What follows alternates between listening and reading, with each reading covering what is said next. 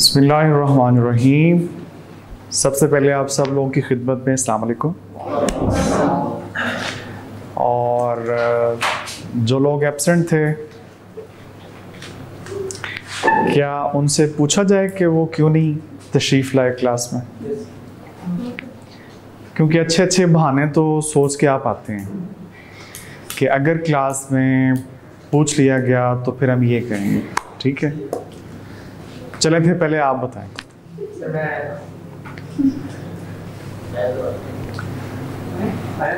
ओह क्या बात है, माशाल्लाह जी। क्या वो मुझे लगा कि मैं भी क्लास में मौजूद।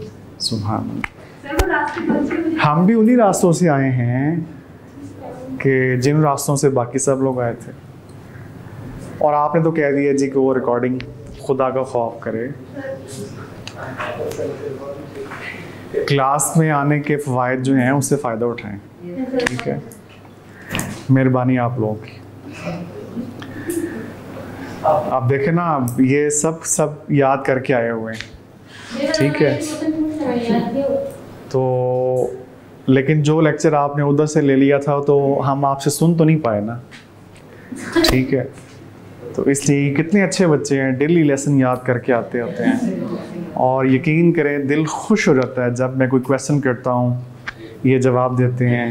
ठीक है, जैसे कि आज भी इंशाल्लाह हम लेक्चर ख़त्म होने के बाद फिर नहीं, बेफिक्र हैं आप, टाइम बड़ा टाइम की आप फिक्र ना करें। ठीक है, अच्छा लें जी, बिस्मिल्लाहिर्रहमानिर्रहीम। टॉपिक है आज का हमारा एसोसिएशन नॉट फॉर प्रॉफिट।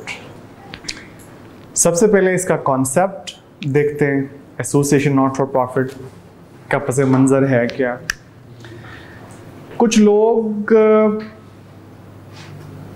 मुआशरे को सर्व करना चाहते हैं, कोई वेलफेयर का काम करना चाहते हैं। वो चाहते हैं कि हम कोई दुनिया में अच्छा कर जाएं, सोसाइटी को सर्व करना चाहते हैं। लेकिन वो ये चाहते हैं कि हम जो भी प्लेटफॉर्म बनाएं, जो भी एसोसिएशन बनाएं, जो भी ऑर्गेनाइजेशन बनाएं, जो भी हम तंजीम बनाएं उसे, और फिर हम एसोसिएशन बनाने वालों को बिल्कुल वैसा ही तहफ़्फ़ुज़ मिल जाए, वैसी ही प्रोटेक्शन मिल जाए जिस तरह एक लिमिटेड कंपनी को और लिमिटेड कंपनी के बनाने वालों को प्रोटेक्शन होती है। अब यहाँ पे रुक के हम जल्दी से याद कर लेते हैं कि एक लिमिटेड कंपनी के मेंबर्स को प्रोटेक्शन, तहफ़्फ़ुज़ क्या है, जिसके बारे में हम ऑलरेडी पढ़ चुके हैं कि उनकी लायबिलिटी क्या होती है, लिमिटेड होती है। याद आ गया? जल्दी से हमने रिवाइज भी कर लिया कि अगर एक लिमिटेड कंपनी है तो उस लिमिटेड कंपनी के मेंबर्स की लायबिलिटी लिमिटेड है towards the amounts of their capital जो वो इन्वेस्ट कर चुके हैं। ऐसा ही है। पल्ले से खुद कुछ नहीं डालना पड़ता उन्हें अगर कंपनी के ऊपर जो अनपेड कर्जे हैं वो पे करवाने के लिए। तो ये लिमिटेड लायबिलिटी कॉन्सेप्ट बड़ी डिटेल से हम ऑलरेडी डिस्कस कर चुके हैं, तो अभी तो बस 1 मिनट के अंदर हमने रिवाइज कर लिया। बात दोबारा शुरू करें। कुछ लोग जो मुआशरे को सर्व करना चाहते हैं, जो वेलफेयर के लिए काम करना चाहते हैं, मुआशरे की फलाह बहबूद के लिए काम करना चाहते हैं, लेकिन वो साथ ये भी चाहते हैं कि जो हम प्लेटफॉर्म बनाएं, जो हम ऑर्गेनाइजेशन या एसोसिएशन बनाएं, उसमें हमें, यानी हम मेंबर्स जो हैं एसोसिएशन के, हमारी लायबिलिटी लिमिटेड हो और हमें भी वैसी ही प्रोटेक्शन मिल जाए जिस तरह के एक लिमिटेड लायबिलिटी के मेंबर्स को प्रोटेक्शन मिलती है, कि वो ज़ाती तौर पे लायबल नहीं होते कंपनी के कर्जे अदा करने के लिए। याद आ गया? तो इन लोगों के लिए, ये लोग जो कि पब्लिक को सर्व करना चाहते हैं, सोसाइटी को सर्व करना चाहते हैं और एसोसिएशन बनाना चाहते हैं, इन लोगों के लिए फिर एक कॉन्सेप्ट डेवलप किया गया है जिसको कहते हैं एसोसिएशन नॉट फॉर प्रॉफिट। कि ये एक प्लेटफॉर्म बना लें, ठीक है, अपनी एक एसोसिएशन बना लें, एसोसिएशन नॉट फॉर प्रॉफिट। तो अगर तो इन्होंने कानूनी तकाजे पूरे करके ये association not for profit registered करवाई है। ज़रा जुमला दोहरा दे जो मैंने कहा, अगर इन लोगों ने लीगल रिक्वायरमेंट्स फुलफिल करके अपनी इस एसोसिएशन को रजिस्टर्ड करवा लिया है तो फिर वाकया ही इस एसोसिएशन के मेंबर्स को भी वही प्रोटेक्शन मिल जाएगी जो प्रोटेक्शन एक लिमिटेड कंपनी के मेंबर्स को होती है। डन हो गया। अब आपके ज़हन में सवाल नहीं आया कि फिर वो कौन सी लीगल रिक्वायरमेंट्स हैं कि जिनको फुलफिल करना पड़ेगा? सवाल आ गया ना? तो इसके बाद हम इस टॉपिक पे आते हैं, क्राइटेरिया फॉर लाइसेंस। इसका मतलब ये है कि मुतमईन करना होगा एसएससीपी को। जनाब तवज्जो तलब बात है, किसे इत्मीनान दिलाना होगा? एसएससीपी को। और अगर वन वर्ड हम यूज़ करें तो कमीशन। और सबको याद है कि हमने प्रीवियस लेक्चर के अंदर securities and exchange commission of Pakistan के बारे में पढ़ लिया हुआ है। तो एसोसिएशन नॉट फॉर प्रॉफिट के लिए हमें कमीशन से लाइसेंस चाहिए। So do remember the word licence. और लाइसेंस इशूइंग अथॉरिटी कौन है? एसईसीपी, जिसके लिए वन वर्ड अगर हम यूज़ करें तो वो भी ठीक है, कमीशन। तो कमीशन लाइसेंस इशूइंग अथॉरिटी है। अगर कमीशन लाइसेंस इशू कर दे तो कमीशन परमिशन दे सकता है कि एसोसिएशन नॉट फॉर प्रॉफिट को रजिस्टर्ड करवाया जा सकता है एज लिमिटेड लायबिलिटी कंपनी। ठीक हो गया। तो इत्मीनान दिलाना है जनाब कमीशन को। तो कमीशन को इत्मीनान दिला दिया, परमिशन ले ली, तो इसके बाद फिर इस एसोसिएशन को रजिस्टर्ड करवाया जा सकता है रजिस्ट्रार के पास जाके as a limited liability company. Done हो गया जनाब। सो प्लीज डू रिमेंबर कि लाइसेंस इशूइंग अथॉरिटी कौन है? एसईसीपी है, कमीशन है जिसने लाइसेंस ग्रांट करना होता है। अच्छा, एक बात इसी के अंदर एक और चीज़ आप देखें और उसको आप चाहें तो ज़रा नुमायाँ भी कर लें। जो लाइसेंस कमीशन इशू करेगा वो को अनलिमिटेड टाइम पीरियड के लिए नहीं है, जो यहाँ पर लिखा हुआ है स्पेसिफिक टाइम पीरियड के लिए। अच्छा, वो स्पेसिफिक टाइम पीरियड भी कितना होगा? गैस करें, ये भी कौन डिफाइन करेगा, कौन तय करेगा? ये भी कमीशन तय करेगा। तो दो चीज़ें, number one licence issuing authority कौन है? कमीशन। और दूसरा जो पीरियड है, जितने पीरियड के लिए ये लाइसेंस दिया जाएगा वो पीरियड भी कमीशन ने ही डिटर्मिन करना है, तय करना है, डिसाइड करना है। ये भी बात डन होगी जी। और तीसरी बात इधर देखिए प्लीज, तीसरी बात, कमीशन ने अगर लाइसेंस दे दिया, अगर परमिशन ग्रांट कर दी कि ठीक है जी इस एसोसिएशन को as a limited company registered करवाया जा सकता है, तो फिर इस एसोसिएशन के नाम के साथ लफ्ज़ लिमिटेड या गारंटी लिमिटेड भी लगाने की भी कोई ज़रूरत नहीं है। अब आप याद करें, जब हमने टाइप्स ऑफ कंपनी पढ़ी थी, private limited, public limited, guarantee limited, तो एक चीज़ हमने पढ़ी थी कि कंपनी जिस टाइप की भी हो उसके नाम के साथ ये अल्फाज लिखने पड़ते हैं। ठीक है, चाहे प्राइवेट हो चाहे पब्लिक हो। अगर प्राइवेट लिमिटेड है तो कंपनी के नाम के साथ प्राइवेट भी आएगा, लिमिटेड भी आएगा। ठीक है, अगर पब्लिक लिमिटेड कंपनी है तो कंपनी के नाम के साथ सिर्फ लफ्ज़ लिमिटेड आएगा, लेकिन आएगा सही। अभी आप क्या पढ़ रहे हैं कि ये जो एसोसिएशन नॉट फॉर प्रॉफिट है कि जिससे कमीशन ने लाइसेंस ग्रांट कर दिया कि इस एसोसिएशन को as a limited company registered करवाया जा सकता है, तो इस एसोसिएशन के नाम के साथ लफ्ज़ लिमिटेड लिखने की भी कोई ज़रूरत नहीं है। ये इसे एग्जम्पशन है, ये इसे एग्जम्पशन है, ये एक इसे इस्तिस्ना है, इजाज़त है, रियायत कह लें। ठीक है, जिस तरह इसके मेंबर्स की लायबिलिटी लिमिटेड है, उसी तरह एक रियायत इसको ये भी है कि आपको अपने नाम के साथ लफ्ज़ लिमिटेड लिखने की ज़रूरत नहीं है। हाँ, यानी कि कानून के तहत इन्हें इजाज़त है कि चाहे आप ना लगाएं। ठीक हो गया। कौन कौन से वर्ड्स? ना लफ्ज़ लिमिटेड और ना ही गारंटी लिमिटेड। ठीक हो गया। तो ये दोनों अल्फाज यहाँ पे लगाने की ज़रूरत नहीं है। अब आ जाते हैं कमीशन से जो लाइसेंस हमने लेना है और उसको हमने मुतमईन करना है, तो उसके लिए क्राइटेरिया क्या है, ये देखें, क्राइटेरिया फॉर लाइसेंस, क्या शराइत हैं लाइसेंस लेने के लिए जिनको पूरा करना पड़ेगा। तो उसमें ये पहला पॉइंट है, और ये पेपर में आया भी हुआ है, थ्योरेटिकल आया हुआ ये सवाल पास पेपर्स के अंदर, ठीक है। सबसे पहला पॉइंट है कि हमें ये सेटिस्फाई करना है कमीशन को कि ये जो एसोसिएशन है ये इन मकासद में से किसी मकसद को प्रमोट करने के लिए बनाई गई है। अब आप किताब देखें, 1 बाय 1 सारे अल्फाज पढ़ डालें, कौन कौन सा है। फॉर प्रमोटिंग कॉमर्स, किसी के साथ आप मिल जाए, आपके पास बुक नहीं है, इधर भाई के पास आ जाए।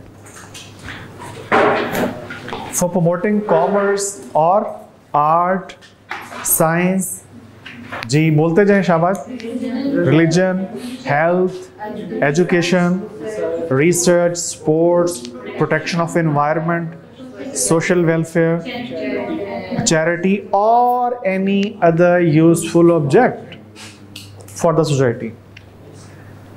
तो इन पर्पसेस में से, इन ऑब्जेक्टिव्स में से किसी भी ऑब्जेक्टिव के लिए अगर आप एसोसिएशन बनाना चाहते हैं तो जी बिस्मिल्लाह, आप कमीशन से इजाज़त ले लें, ठीक है। एक चीज़। दूसरी चीज़ कि जिस पे हमें कमीशन को इत्मीनान दिलाना होगा वो ये पॉइंट है कि ये जो कंपनी है, अच्छा प्लीज़ एक चीज़ अब याद रख लीजिएगा, आज के टॉपिक में अब जहाँ भी वर्ड कंपनी हम यूज़ करेंगे तो उससे मुराद ये होगा एसोसिएशन नॉट फॉर प्रॉफिट। तो मैं अभी आपको ये वाज़ेह कर रहा हूँ, ठीक है। मैं बोलूँ या यहाँ किताब पे लिखा हुआ हो तो उससे मुराद हम क्या ले रहे होंगे, एसोसिएशन नॉट फॉर प्रॉफिट। जैसे कि यहाँ पे वर्ड आ गया कंपनी, तो ये कंपनी मतलब कौन, ये जो एसोसिएशन नॉट फॉर प्रॉफिट है, ये क्या करना चाहती है कि इसके जो भी इनकम होगी उस इनकम को अप्लाई किया जाएगा इस एसोसिएशन के ऑब्जेक्टिव्स के हुसूल के लिए। और इसी के साथ दूसरा पॉइंट मिला के पढ़ने पे थोड़ी सी वजाहत करते हैं कि इस एसोसिएशन के पास जो भी फंड्स होंगे, जो भी इसकी इनकम होगी, उसको डिविडेंड की पेमेंट में इस्तेमाल नहीं किया जाएगा। मतलब ऐसा नहीं है कि जो पैसे आ रहे हैं उन पैसों को डिविडेंड के तौर पे इस्तेमाल किया जाए। किन लोगों को डिविडेंड्स, इस एसोसिएशन के जो मेंबर्स हैं, ठीक है। अब दोनों को मिला के पढ़े जरा, दोनों को मिला के क्या साबित हुआ कि एसोसिएशन के पास जहां से भी फंड्स आएंगे, अच्छा वैसे बाय द वे कहाँ से फंड्स आ सकते हैं इस किस्म के एसोसिएशंस को, लोग डोनेशंस देते हैं, ठीक है, पब्लिक भी ग्रांट्स दे देती है, क्या कहते हैं, गवर्नमेंट भी ग्रांट दे देती है, ठीक है, इस तरह आवाम भी चैरिटी डोनेशन दे देते हैं, तो इस तरह इनके पास अच्छे खासे पैसे जमा हो जाते हैं। तो ज़रूरी है कि जितने भी फंड्स आ रहे हैं, जितने भी पैसे आ रहे हैं, उन पैसों को ख़र्च किया जाए उन मकासद के हुसूल के लिए कि जिन मकासद के लिए या जिस मकसद के लिए ये एसोसिएशन बनाई गई थी। देखिए, अगर आपने एजुकेशन के लिए ये बनाई थी तो फिर तमाम तर फंड्स आप एजुकेशन के पर्पज़ के लिए खर्च करें, या अगर आपने हेल्थ के लिए बनाई थी तो हेल्थ के लिए जो बिल्डिंग्स आप बनाएंगे, जो फैसिलिटीज़, उसमें क्या आ गया, हॉस्पिटल्स आ गया, डिस्पेंसरीज वगैरह आ गई। तो इसका मतलब है जो भी पैसा आपके पास आया वो पैसा इसी के ऊपर खर्च किया जाए जिस मकसद के लिए आपने ये एसोसिएशन बनाई है। और ऐसा नहीं है कि अपनी जेबें भरते जाएं। समझ आ गई है? वैसे ये तो वो है जो हम अभी किताबी बातें पढ़ रहे हैं, बाकी हकीकत आपको पता है, ठीक है। लेकिन हम हकीकत से थोड़ी देर के लिए आंखें चुरा के हम फोकस करते हैं कि हमारे सिलेबस में क्या लिखा हुआ है, ठीक है। Let's forget for few minutes, थोड़ी देर के लिए हम भूल जाते हैं कि हकीकत में क्या होता है। हम सिलेबस पे फोकस करते हैं, किताब पे फोकस करते हैं कि किताबी बातें कौन सी हैं दोस्त, किताबी बातें कौन सी हैं। तो किताबी बातें ये हैं जो इस वक्त आपको बहुत सुहानी सी अच्छी लग रही हैं। कौन सी वाली कि जितने भी फंड्स आ रहे हैं या आएंगे उनको खर्च किया जाए इसी एसोसिएशन के मकासद के हुसूल के लिए। और ख़बरदार अगर आपने पैसा जेब में डाला तो, ठीक है। तो ये तो हैं एकेडमिक्स बातें जो किताब में लिखी हुई बातें हैं, ठीक है। और पेपर पॉइंट ऑफ व्यू से हमने ऑब्वियसली ये याद करनी है। दो कंडीशंस हो गई जी। तीसरी की तरफ आते हैं, थर्ड कंडीशन की तरफ बढ़ते हैं।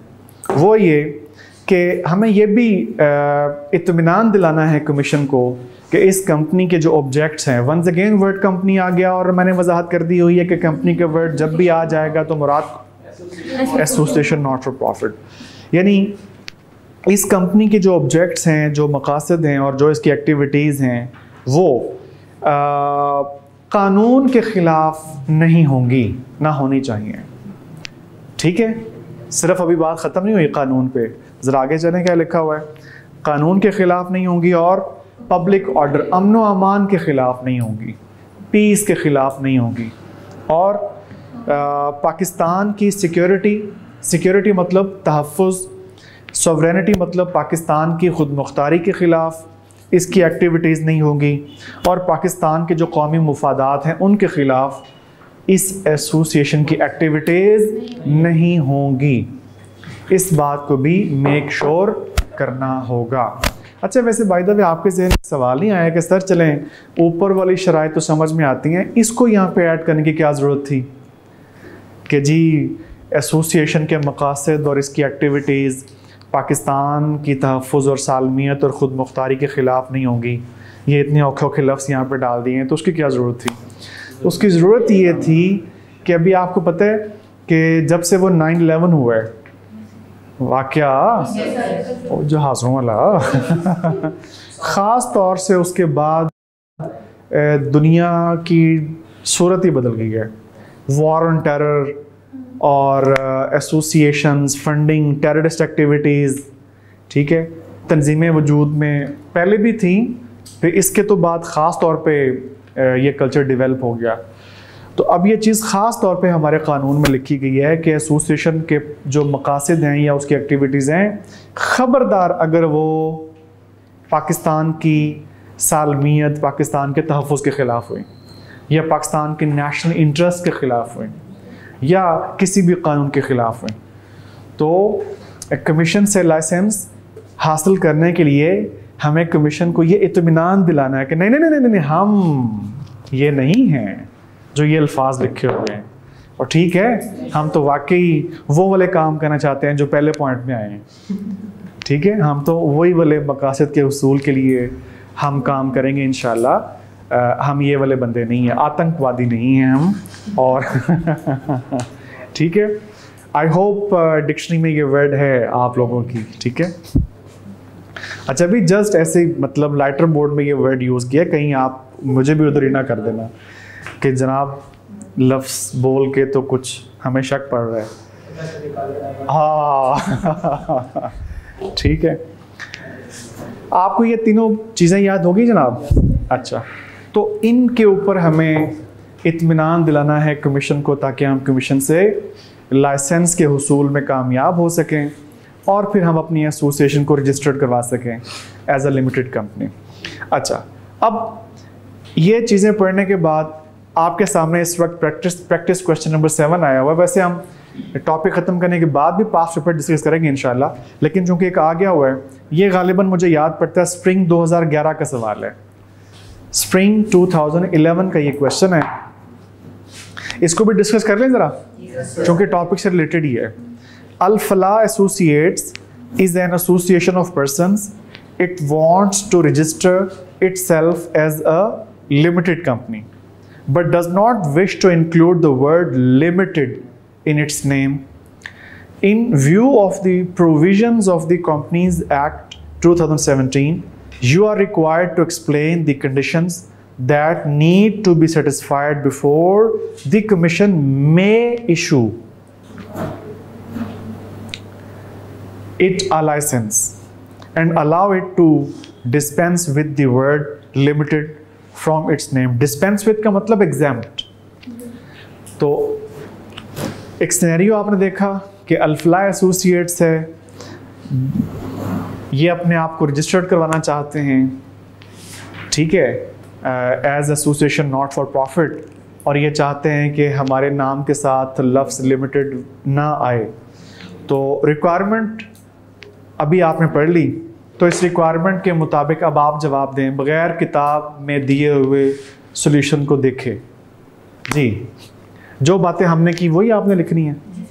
मतलब आपने क्या सीखा कि कमीशन लाइसेंस इशूइंग अथॉरिटी है, तो कमीशन से लाइसेंस लेना होगा, परमिशन लेनी होगी, और क्या कहते हैं कि कमीशन से लाइसेंस के लिए हमें कमीशन को मुतमिन भी करना होगा, और जिन शराइत को पूरा करना होगा वो ये वाली हैं। अब यहाँ पे देखें वही वाली आ गई हैं जो ऊपर अभी अभी हमने पढ़ी हैं। ज़रा जल्दी से गो थ्रू कर लें, वही वाले पॉइंट्स लिखे हुए, ठीक है।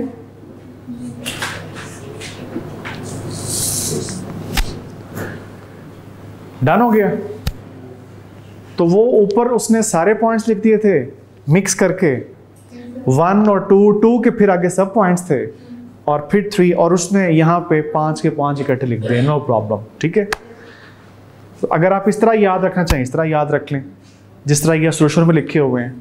अगर आपकी तरफ पेपर में सवाल आ जाए तो आप इस तरह प्रेजेंट कर दें, कोई ज़रूरी नहीं है कि वो ऊपर वाले जो फॉर्मेट है उसके मुताबिक जवाब दें, कोई ज़रूरी नहीं है, इस तरह भी आप जवाब दे सकते हैं अपनी आसानी के मुताबिक। बताएं जी, समझ लग गई है? चलें, ये हो गए कंडीशंस, ये हो गए शराइत कि जिनको पूरा करना होगा लाइसेंस के हुसूल के लिए।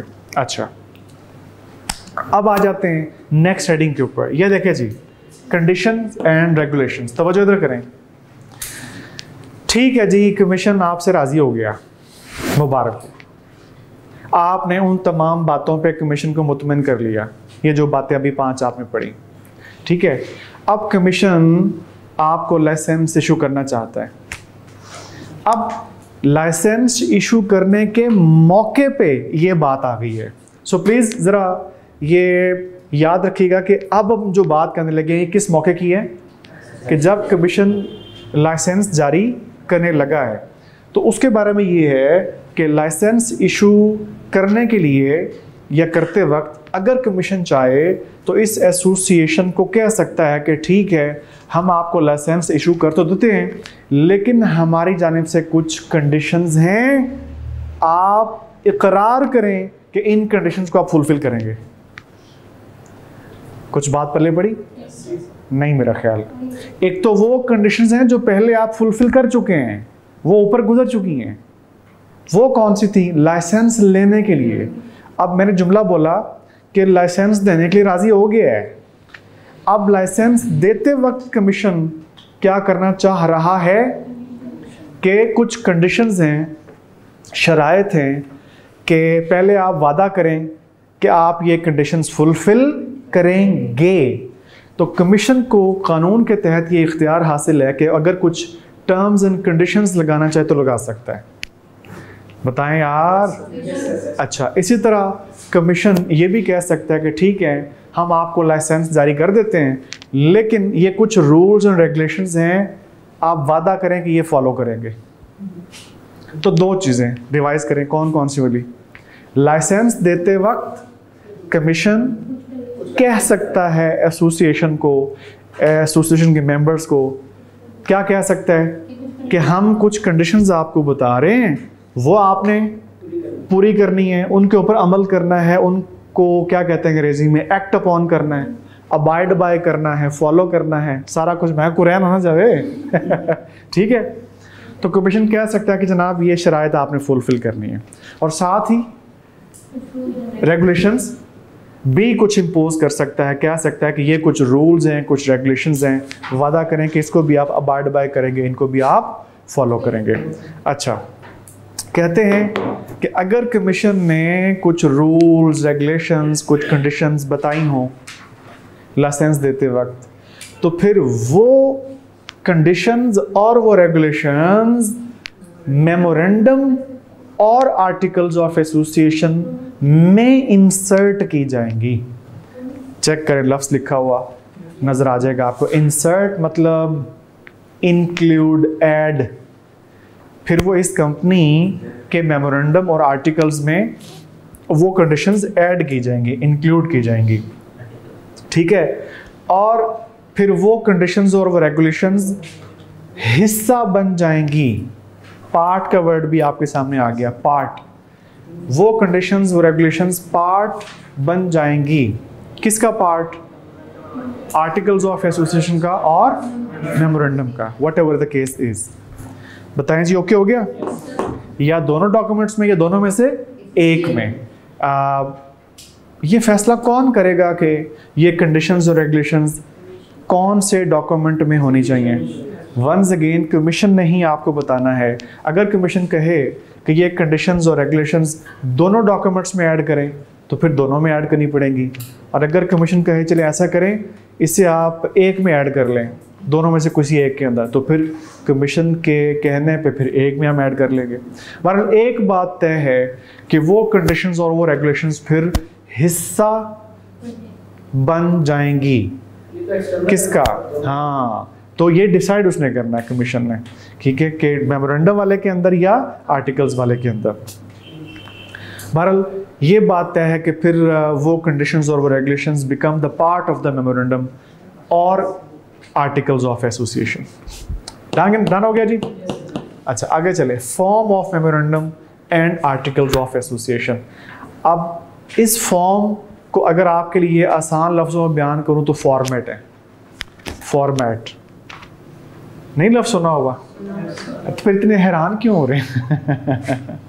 फॉर्म, फॉर्मेट कहते हैं कि इस एसोसिएशन नॉट फॉर प्रॉफिट के मेमोरेंडम का format and articles of association का जो फॉर्मेट है वो गिवन है, और इसका मेमोरेंडम का फॉर्मेट और आर्टिकल्स का फॉर्मेट जो गिवन है, आर्टिकल्स और मेमोरेंडम उसी फॉर्मेट के मुताबिक बनाने पड़ेंगे।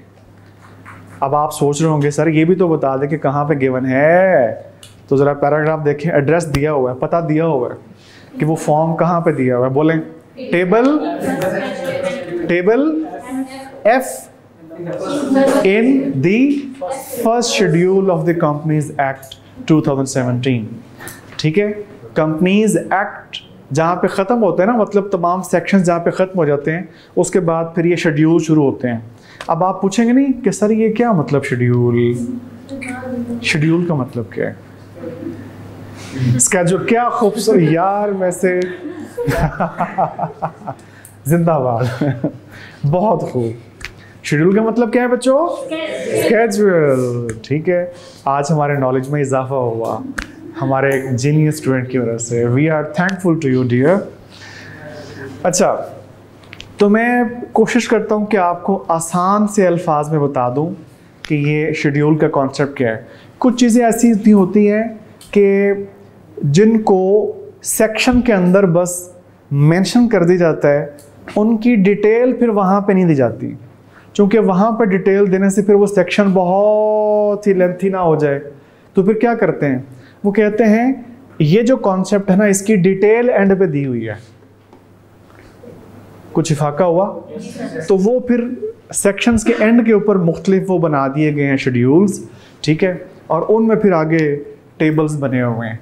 तो जो सेक्शन में किसी चीज़ की डिटेल रिक्वायर्ड थी वो वहाँ पे डिटेल देने की बजाय एंड के ऊपर फिर यहाँ पे वो डिटेल, जैसे मसलन अभी हम टॉपिक हमारा क्या आज का, एसोसिएशन नॉट फॉर प्रॉफिट, और उसमें क्या आ गया कि जी मेमोरेंडम भी होना चाहिए, आर्टिकल्स भी होने चाहिए इसके, ठीक है। और आप ज़रा खुद बता दें, मतलब क्या ये मुनासिब लगता था कि वहीं पे फॉर्मेट आप बना देते? हालांकि सेक्शन चल रहे थे बड़ी smoothly, section 1, section 2, section 3 paragraph चल रहे हैं, ठीक है, तो मुनासिब नहीं लग रहा था कि वहीं पे आप एक शेड्यूल सा बना देते, वो एक्सेल शीट में नहीं जिस तरह क्या कहते हैं कॉलम्स और रोज वाला, वह नहीं, ठीक है। तो उन्होंने कहा कि जनाब इसका जो फॉर्मेट है ये आपने देखना हो तो एंड पे दिया हुआ है, ठीक है, जहाँ पे कंपनी से ख़त्म हुआ है, और उसका एड्रेस आपको बता दिया मैंने, मेरा ख्याल आपको ज़ुबानी याद भी हो गया। कहाँ पे? Table F in the first, आप शेड्यूल कहें या स्केड्यूल कहें, ठीक है, उनकी जो तजवीज़ करदा है, तो अगर वो ना बोला तो वो खफा हो जाएंगे, ठीक है, तो स्केड्यूल भी कह लें आप और शेड्यूल भी कह लें। तो इस जगह पे वो फॉर्मेट दिया हुआ है, तो एसोसिएशन नॉट फॉर प्रॉफिट के मेमोरेंडम का फॉर्मेट, आर्टिकल्स का फॉर्मेट इसके मुताबिक होना चाहिए जो इस जगह पे गिवन है, ठीक है। अभी अगर क्लास के बाद टाइम बचा तो फिर मैं आपको दिखा भी दूंगा, ठीक है, वरना आप ऐसा कीजिएगा, मेरे ख्याल आपके पास ओरिजिनल एक्ट होगा, चलें मेरे पास मौजूद है, आपको डिमॉन्स्ट्रेट भी कर दूंगा कि ये देखें, इस तरह करके वो फॉर्मेट है। ठीक हो गया जी? अच्छा, इसके बाद क्या है हमारा टॉपिक? Privileges and obligations. क्या मतलब है भला प्रिविलेजेस का? Privileges, benefits. प्रिविलेजेस मतलब बेनिफिट्स। अगर सिंपल वर्ड में इसको ट्रांसलेट करें तो इसका मतलब क्या है? बेनिफिट्स, कुछ फायदे। तो एसोसिएशन नॉट फॉर प्रॉफिट को वही प्रिविलेजेस फिर मिल जाएंगे कि जो प्रिविलेजेस एक लिमिटेड कंपनी और उसके मेंबर्स को मिलते हैं। डन हो गया? लेकिन ये कब की बातें हैं? कब की बातें हैं? जब दोबारा शुरू से आए, जब कमीशन को हमने मुतमईन कर दिया था, वो पहले वाली शराइत पूरी करके, और उससे लाइसेंस ले लिया था, और लाइसेंस के हुसूल के बाद इस एसोसिएशन को रजिस्टर्ड करवा लिया था। ठीक हो गया? तो इसके बाद अब फिर ये है कि इस एसोसिएशन और इसके मेंबर्स को वही वाले प्रिविलेजेस, बेनिफिट्स मिलेंगे जो कि एक लिमिटेड कंपनी और उसके मेंबर्स को मिलते हैं। और लिमिटेड कंपनी वाला फ़ायदा। और जहाँ तक ताल्लुक है ऑब्लिगेशन का, तो जिस तरह के ऑब्लिगेशंस लिमिटेड कंपनी पे, लिमिटेड लायबिलिटी के कंपनी के मेंबर्स पे होते हैं, उसी किस्म के ऑब्लिगेशंस इस एसोसिएशन के ऊपर भी होंगे और एसोसिएशन के मेंबर्स के ऊपर भी होंगे। डन हो गया? वैसे ऑब्लिगेशन की थोड़ी सी वजाहत कर लें अगर आप इजाज़त दें तो। आप याद करें, हमने जब लिमिटेड लायबिलिटी का कॉन्सेप्ट पढ़ा था तो हमने ये पढ़ा था, एक जुमला मैं बोलने लगा हूँ, उम्मीद करता हूँ कि आप सबको याद आ जाएगा। हमने कहा था कि कंपनी के ज़िम्मे जो कर्जे हैं उनको अदा करने के लिए इटसेल्फ कंपनी की जो लायबिलिटी है वो अनलिमिटेड है। याद आया? तो इसका मतलब है अगर एसोसिएशन के ऊपर कोई कर्जे थे तो उन कर्जों को अदा करने के लिए एसोसिएशन के जो एसेट्स हैं उनको बेच दिया जाएगा, सब के सब बेच दिए जाएंगे। तो एसोसिएशन इटसेल्फ की जो लायबिलिटी है वो अनलिमिटेड है कर्जों को अदा करने के लिए। हाँ, इसके जो मेंबर्स हैं उनके जो लायबिलिटी है वो लिमिटेड है। ठीक हो गया जनाब? डन हो गया? ये हैं प्रिविलेजेस एंड ऑब्लिगेशंस। अच्छा, इसके बाद वैसे आज के टारगेट में ये टॉपिक भी था रेवोकेशन ऑफ लाइसेंस का, लेकिन क्लास चूँकि आज बहुत लेट छोड़ी गई है मोहतरम जो प्रीवियस टीचर थे उनकी जानिब से, तो अगली क्लास का टाइम हो गया है। ठीक है? और वो स्टूडेंट्स बाहर देखें इंतज़ार कर रहे हैं, तो इसलिए मजबूरन मुझे आज यहाँ पे ख़त्म करना पड़ रहा है। हालांकि आज के लेक्चर के अंदर टारगेट में ये टॉपिक भी शामिल था, रेवोकेशन ऑफ लाइसेंस। वैसे तरतीब भी यही बनती थी कि हमने लाइसेंस के बारे में पढ़ा, तो आज ही हम पढ़ लेते हैं कि लाइसेंस रिवोक भी हो सकता है। वैसे चलते चलते अगर आपसे एक कॉमन सेंस का सवाल, लाइसेंस रिवोक करने का इख्तियार किसके पास होगा? यार बड़े सियाने आप माशाअल्लाह। एक सिंपल सा उसूल है कि जो अथॉरिटी लाइसेंस इशू करती है ना, रिवोक करने का इख्तियार भी उसी के पास होता है। ठीक हो गया? तो चले फिर यहाँ से इंशाअल्लाह हम कल शुरू करेंगे। तब तक के लिए अल्लाह हाफिज़।